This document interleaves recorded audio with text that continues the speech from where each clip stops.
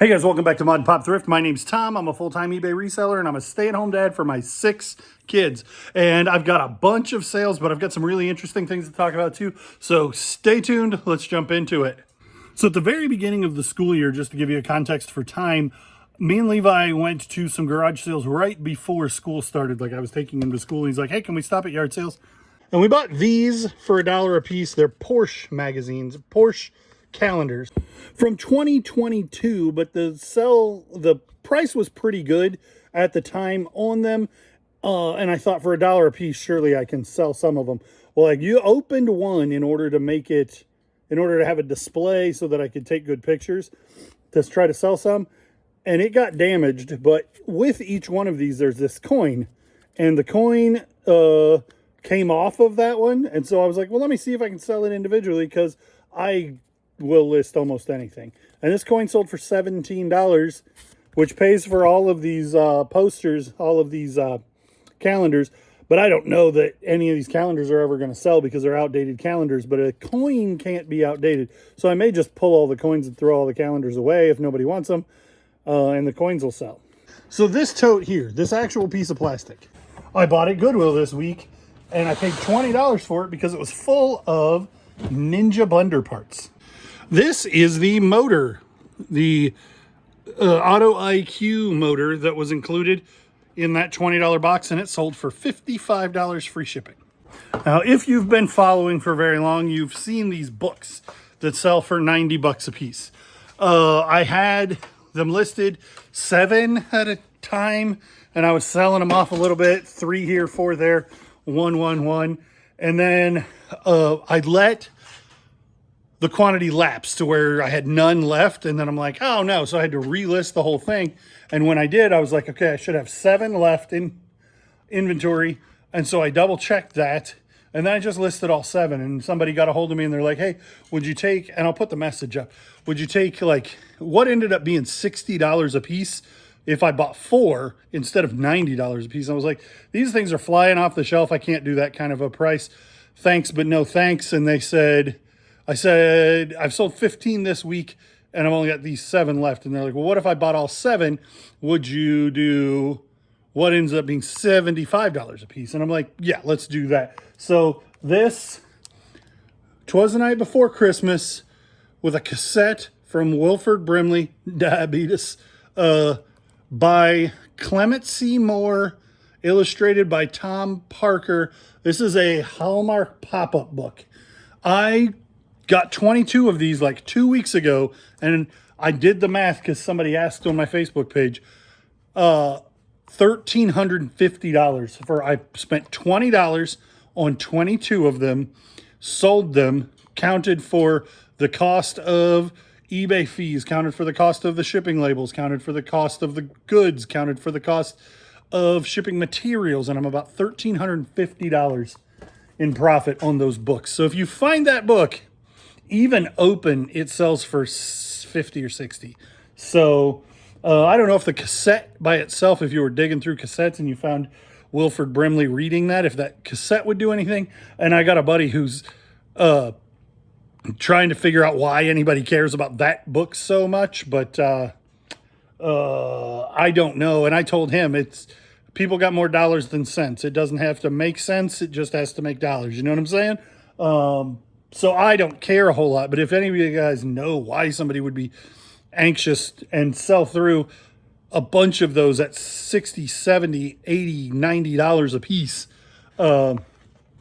if anybody knows why that thing is so valuable, put it in the comments. Stopped in at Habitat for Humanity, which I don't really get into very much. And our Habitat, I know they're all different. Ours does not tend to carry clothing very much. But they had a rack of clothes, and I went through it, and it ended up being $16, so it must have been 8 pieces for $2 a piece. This is not something I would pick up, except it was brand new with tags. It is Land's End. Let me get into better lighting. Land's End Shetland wool women's large sweater, new with the tag. And I listed it for like $40, and I sent out a 10% off offer, and I had somebody try to offer me 24, and I think I came back at 29. We went back and forth a little bit, and it sold. And I only paid $2 for it a couple of days ago. So I thought, and it was somebody in Denmark, I think. I thought I'm gonna get into the profit on these sweaters, and then I can just sell the rest for whatever. So I'm always willing to take an offer to sell something quick and early. I know a lot of people are like, well, sit on it and see if it sells for full price.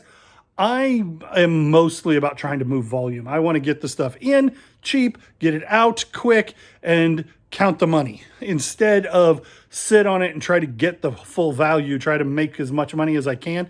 I want to make a bunch of money by selling a bunch of stuff. I mean, it would be great if that stuff was all top dollar, but that's not the game I'm playing. Most of the time, that's not the aim. I'm not working super hard to find high-end stuff to sell that will sell for the top of the market. I'm picking the low-hanging fruit, and my sourcing is easy that way. So I don't expect to try to make top dollar because I'm not going to high-end estate sales and sitting there to be the first one to get things. And I'm not doing private picks with people who are downsizing their palatial estate. I'm going to thrift stores and pulling cheap stuff off the racks. And so I'm more the Walmart model, even though I'm not remotely Walmart. I still like, let's move a bunch of stuff with a little bit of margin because I don't have the skill and desire to pick a bunch of stuff that I need to hold out for top dollar on. So my wife and I had planned a Disney World trip, just she and I, for her 40th birthday. And we were going to stay in Port Orleans, but we did not stay in Port Orleans. We ended up bringing the kids along with us and staying at the All-Star Sports. Port Orleans Riverside is, so what this is, when you can buy this for like $14 and get free refills at the resort only, not in the parks, the whole time you're there, in the resort at the hotel. So these are fairly common. This sold for, I don't know where this came from, but it sold for $8.50 free shipping. And that was like, well, I didn't even realize I had it listed. It's probably really not worth listing. So I'm going to go ahead and take that offer to get it out of the store and get it moved. But there are 3 of these at my current Goodwill, even the Port Orleans Riverside one, for 99 cents, and I wouldn't pick them up. And I told you that last night I let the listing for this book lapse when somebody bought 4, and they bought 4, and it says $359, but I think they got a 15%, like I put bulk buying on. So they got, like, if you buy 2, there was 5%, 3 was 10%, and they bought 4 and got 15%. So here's the breakdown. But so when those sold, then I was like, crap, my listing ended because somebody bought all the rest of the ones that I had. Let me put the new listing up, and then somebody bought all the ones that I had listed. And so that book is pretty cool. That's the story of the year for me. I don't have anything that's remotely that interesting this year. Besides those books, I paid $20 and made $13.50. Goodwill had a grab bag of Thomas the Train trains for $3. And this yellow one down here sold with the coal car. I don't remember its name. It's important to know the name's Rocket. And he's got a crown, and this one does work. You remove one screw, and then you can change the one battery inside of those. The Rocket train car, it matches it, yeah. So that dude sold for $24 free shipping, and then the rest of these trains are a little less valuable and a little less money and a little less desirable. Yeah. So if you're going to spend any real money on Thomas the Train, like they work maybe 80% of the time, but you will find some that don't work. So don't spend a whole bunch of money unless you comp them and they're worth something, or you can test them. But I paid like 20 cents a piece because I think there were 5 listings. Well, no, that would be 60 cents a piece. Because there were, anyway, that a bag full of Thomas for $3 is worth picking up. And if you've been hanging with us a while, you may remember Levi picking up a bunch of Skylanders over the summer.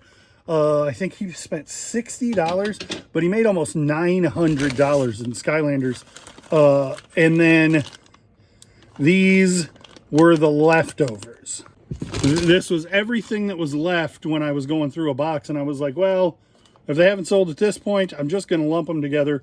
$21 plus shipping. Springfield Road garage sales in East Peoria. If you're from around here, you know what I'm talking about. If you're not from around here, I wouldn't bother explaining it to you. But we went, and I paid $3 for this train car and the locomotive. And you'll notice that locomotive has eyeballs. This is from, not Cars, even though it kind of looks like Cars. It's from Planes Fire and Rescue.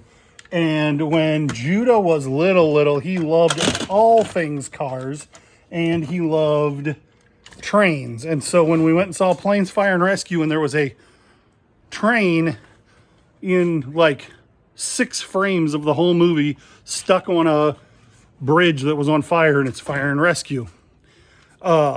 He was like, that was my favorite part, was where the train was.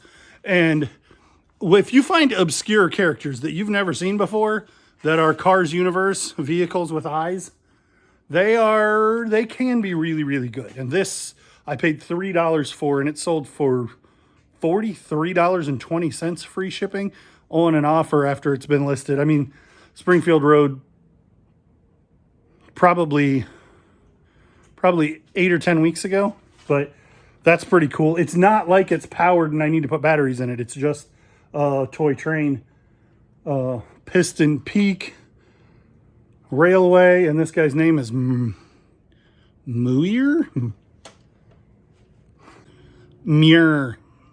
I was having a whole lot of luck, and I really like to do it, finding estate sale or garage sale toolboxes full of tools. And you buy a old Craftsman toolbox and it has a handful of tools in it, and this is literally almost the last thing in this box. And these are Mac Tool wrench set. This is the box end of what would be a box end wrench. This is the open end of a box end wrench. These are open end wrenches, and they are Craftsman. This Craftsman, made in the US with the 2 lines on it, can do pretty good if you've got a set of them. These are Mac Tool, and because they have a box end and an open end, then they are considered a combination wrench. And this is a set of them, Mac Tools. These are vintage. They sold for like $42. But I bought them in an old Craftsman toolbox that I sold. I know what I normally do is I try to buy them low enough that if I sell the toolbox, I make money, and all the tools inside are just pure profit. And that is definitely what happened with these, because that was a really good box. This is really old. I don't know how long it's been around. If I had to guess, I would say 3 or 4 years, and it's been ended and relisted a bunch of times. I bought it when Guess was kind of having a moment, but I wouldn't buy vintage Guess anymore. I mean, if it was an old jacket, an old denim jacket, but I wouldn't buy just a t-shirt, long sleeve t-shirt. And proof's in the pudding. It took me 4 years to sell this thing for $13.50 free shipping. So comp heavily and make sure you know what you're getting if you're buying old Guess stuff. But just a generic graphic tee is not worth messing with. Back over here in this Ninja tote, we sold this. And this is the bowl kind of cup for it, with the food processor part, like style. And this sold for $35 free shipping. And you remember, I've been to the whole thing for 20 bucks, and I already sold the motor for 55. Now this one's 35. But I also sold this, the 72 ounce 9 cup for the blender, and those always sell first when I'm selling Ninja parts, and that sold for $49. So I'm into good profit. And I sold some blades. I'll put those up, and I have a couple of more things to list. So Ninja, if you can buy Ninja in a lot where you get a bunch of pieces to list, a lot of times it's really good. I think it might well have been the last full-length video that I made. I bought this, and I bought another like football game, and I was like, I ended up throwing the football game away. This I listed for $35, and it's sold eventually. It's like Jenga before there was Jenga. You put this tower together, and then you spin the wheel and see what color somebody has to pull out, and the tower falls down and you score points. But this box looks pretty gross to me. It looks like it's in bad shape, but by comparison of what is available, it's in pretty good shape. And so it sold reasonably quickly. And I think I paid, I mean, I can show you the footage where I bought it with the sticker still on it, but I think I paid $3. And while it's not going to be cheap to ship, it did sell for $40 free shipping.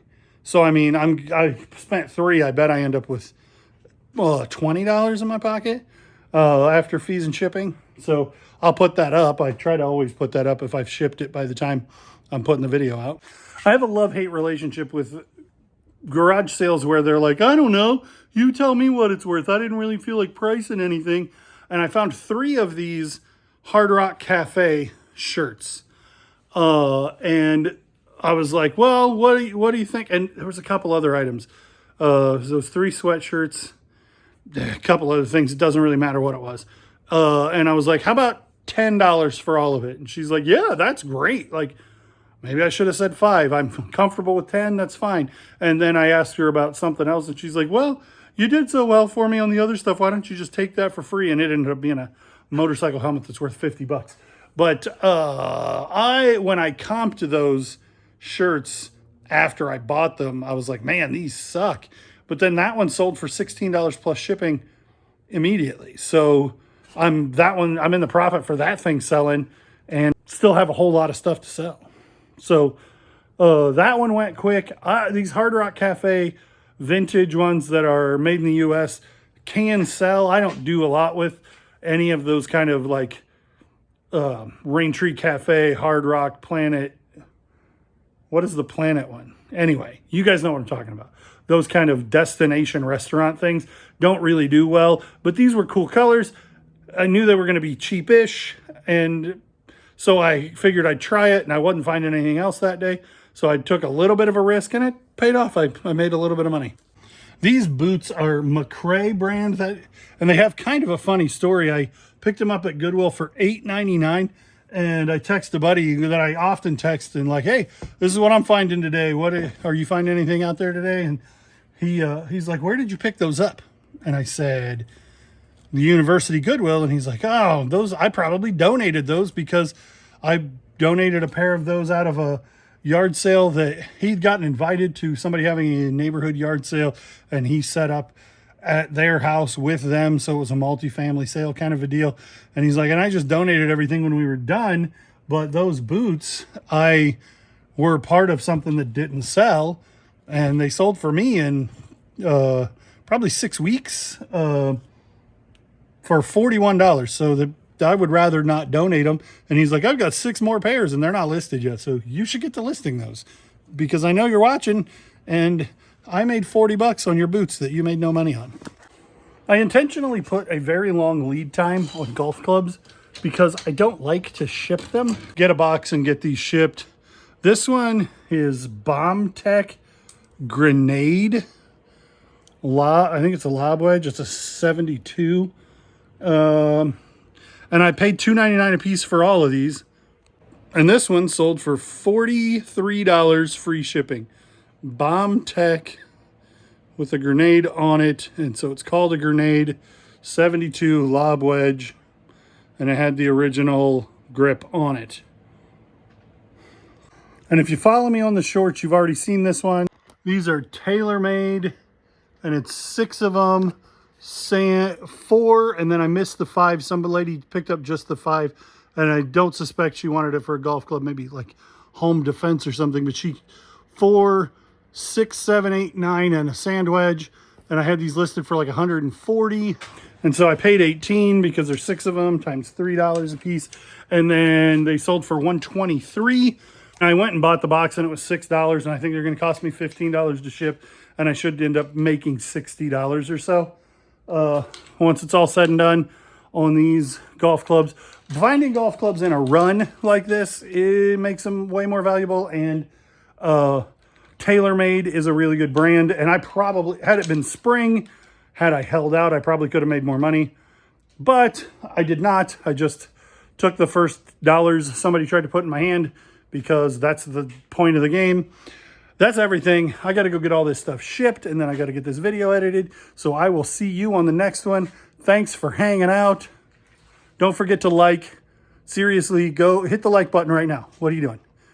Leave a comment. If you made it this far, you like this stuff. It helps me out. Leave a comment. If you haven't subscribed.